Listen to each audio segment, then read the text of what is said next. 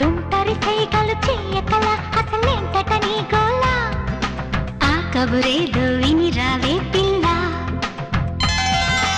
ఇందరి మధ్యన ఎందుకులే అటు పక్కకి పోదాంరా అందరిలో ఈ అల్లరి చల్లదురా అయ్యిందా పెళ్ళి బావా అప్పుడే ఏమైందే బామా అరెరే అలకా మరి వెంట పడకు బ్రహ్మచారి తగ్గించాలి చురుకు చిన్నారే భర్తంటే బొత్తిగా బత్తెలేదుగా ఎల్లాగే మరి కుందనపు బొమ్మకి కళ్యాణము